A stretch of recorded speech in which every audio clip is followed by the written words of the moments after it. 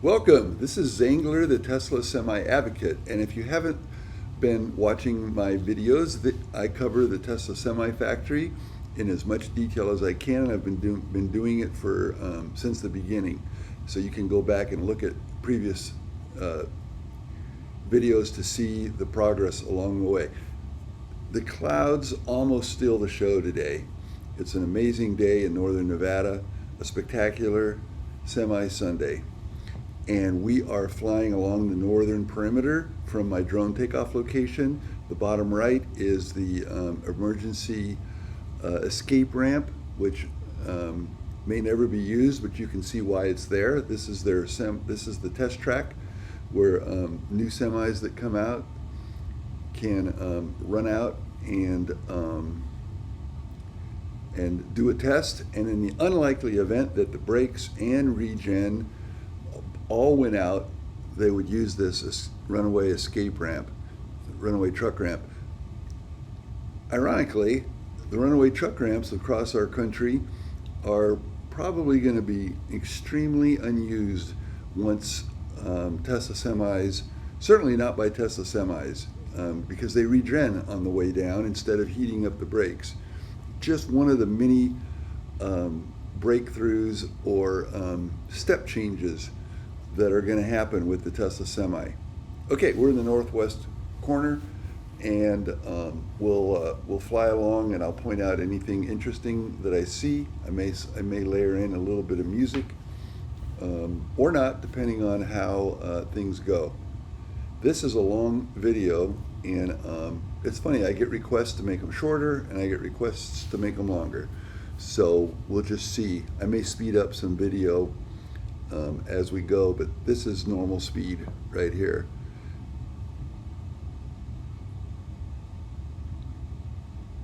I try to take a look in the window since it's Sunday. It's clearly a light duty day, and the lights are not on, so we can't see the KUKA robots that are in there. Mostly we see the reflection from the windows, but you do see a little bit of equipment in there. I'll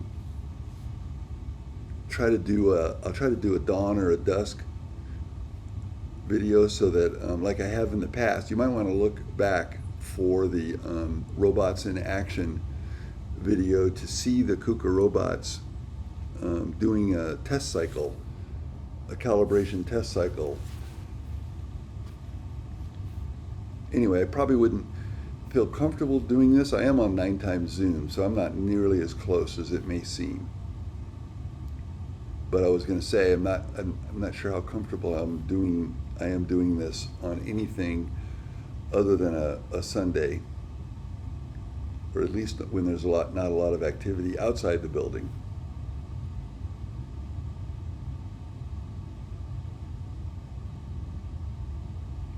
That line of vents represents the paint shop. You can see it just in the corner, and a lot of chillers and liquid cooling equipment here, and we're gonna fly backwards for a little different perspective. Heading down the western perimeter of the building.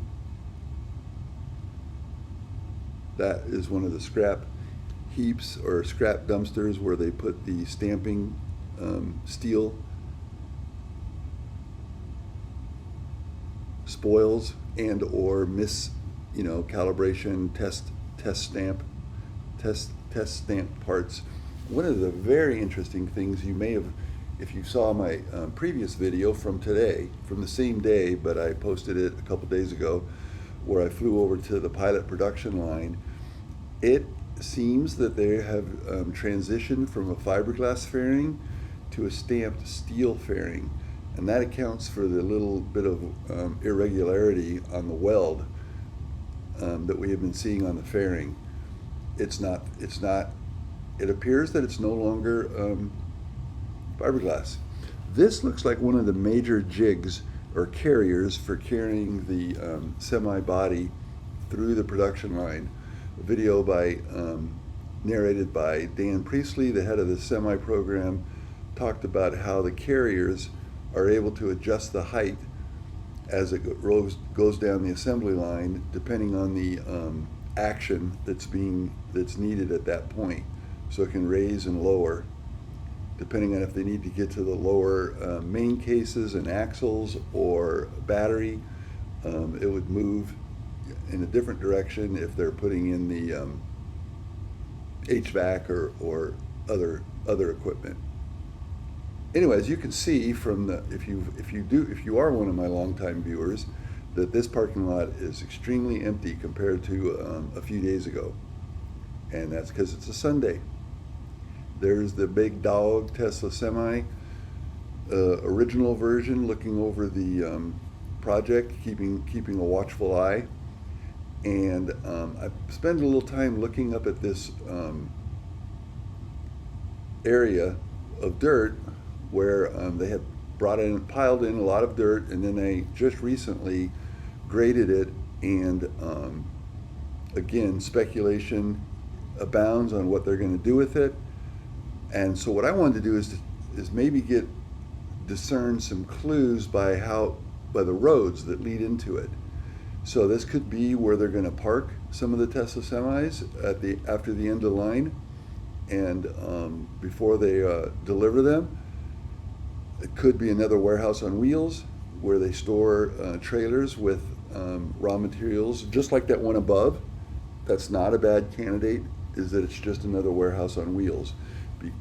And I also speculated that maybe it's going to be a Megapack farm. I see no reason why Tesla doesn't deliver a bunch of those Megapacks to themselves here, like they have at Giga Texas in Austin. That's a little stormwater management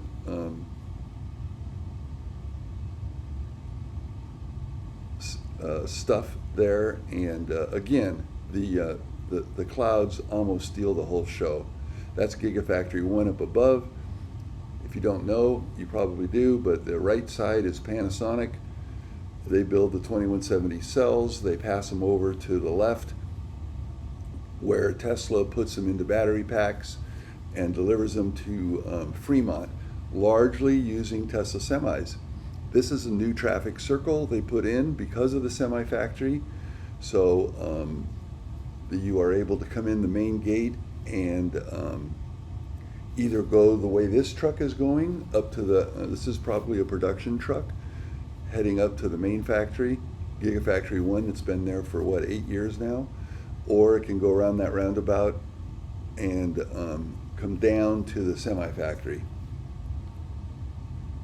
We're gonna follow this again, not necessarily a squirrel hunt, but I guess maybe it is. One of the fun things coming up is a good look at the, there's a helipad, landing pad right in the middle of the road. That's new since they widened the road. But another warehouse on wheels, I call that the Panasonic warehouse on wheels because it's at the Panasonic end of the building. But what I was getting at is this neat art Pegasus in the middle of this traffic circle. And my understanding is potentially every hour, on the hour, it animates and moves. I'm not sure if that's a permanent situation, but I do know it can move. So there's the Tesla Semi heading up. That way it could be going up to the original mega charger up there that was the only one available until they added the new ones down at the Semi factory. Oh, look at that good looking Cybertruck. Nice look at Pegasus. And I imagine they're going to do some other art piece at the new traffic circle. And most importantly, when we get back to the Tesla factory, very curious what sort of statement they're going to make with the entrance to Giga Semi that is still not paved or asphalted. Anyway, now we're looking back, and we're going to go back over to the Semi factory. That's actually Gigafactory 1, and you notice that there's more workers there. I think that's a 7 day, 24-hour production cycle up there. Warehouse on Wheels, or a WOW, as I learned from my mentor, Joe Tegmeyer, is where is a technique where you can store supplier parts and raw materials without building a factory.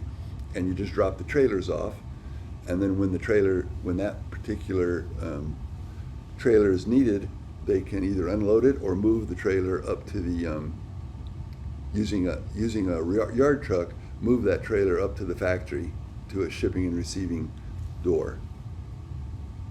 This is actually the upper layer above GigaSemi, and then there's a little escarpment that goes down to the level of the of GigaSemi.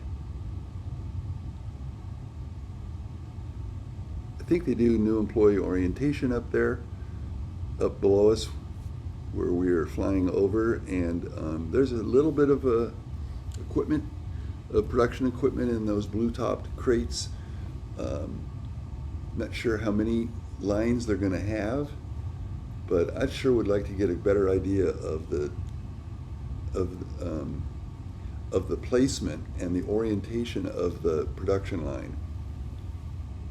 We are now going to be flying up the eastern edge to the megachargers, and you can see several Tesla semis fresh off the production line. A few cabs down there, inner cabs.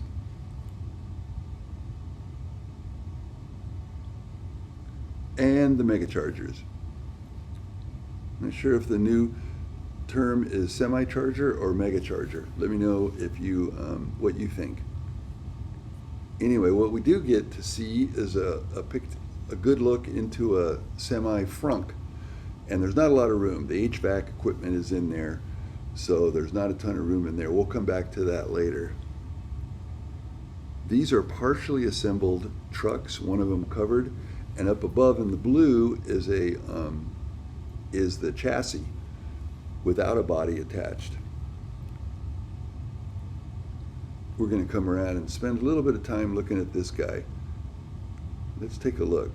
Can you guess whether this is a short range or a long range, just by what we see here? I'll tell you what I think in response to your replies or comments.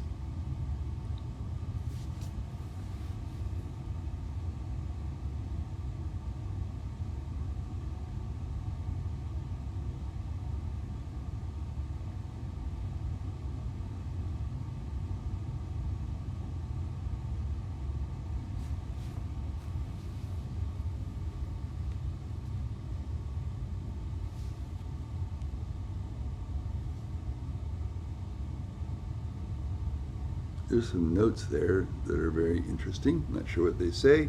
Not sure I want to know. Anyway, there's a little bit of a look into the frunk and the new light bar Atlas Semi. In a word, this truck is sexy AF. I mean, what other semi looks like that? I mean, I know the old diesel bros love the look of a Peterbilt, but the front end on a Peterbilt is designed specifically to have the highest coefficient of drag it possibly could. Those little orange barriers on the left and potentially on the right represent an end of line initial parking area. It's a nice look at some of the sage from the Nevada high desert.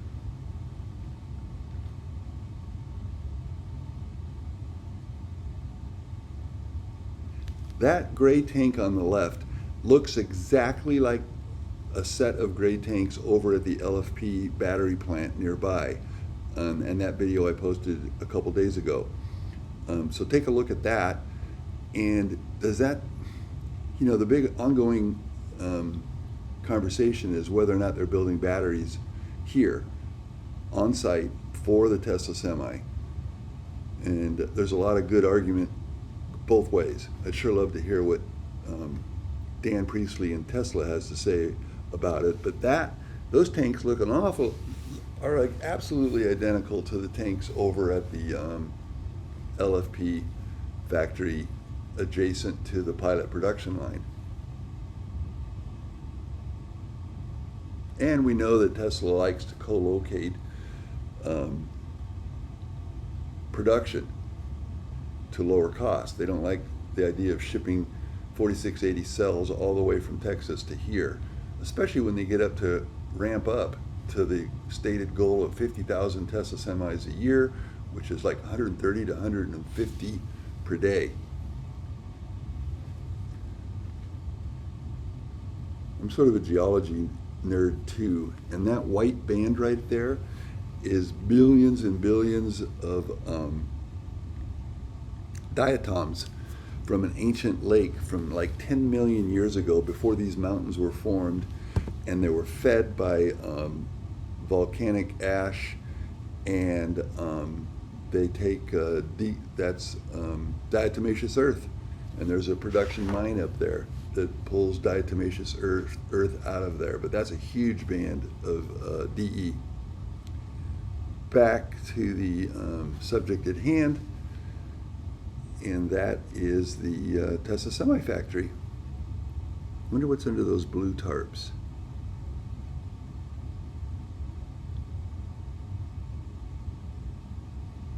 I can't wait to see a Tesla Semi emerge, and eventually emerge at a pretty high rate from that door, the BFD, the big freaking door. This is now all the way, we've come all the way around to the northeast corner of the building, and you can see it labeled 1 Semi Drive, and here's a couple fairings with the new opening in the top. And be interesting. I'm kind of assuming these are metal, and we can tell for sure if there's little welds. Yeah, I think I can see seams. Boy, it sure looks like they've gotten better at the welding, doesn't it? Yeah, so why would they go to, you can see the support on the inside. I'm almost certain these are stamped steel fairings, but at high volume, they've got the stamping presses. It kind of makes sense now when I think of it that they would stamp these parts out rather than stand up a fiberglass production facility.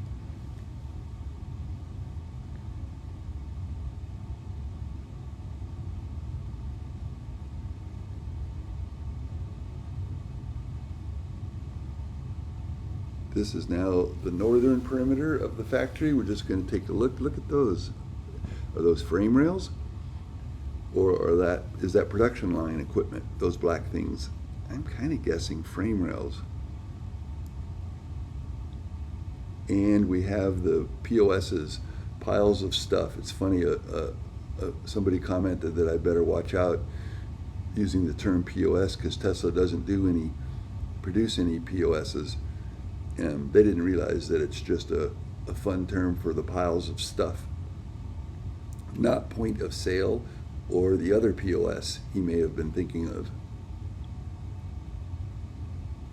Anyways, thank you. This is the full circumnavigation. If you watched all the way through, I really appreciate it.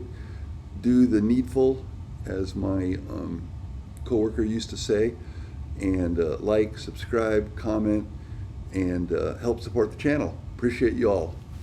Thank you.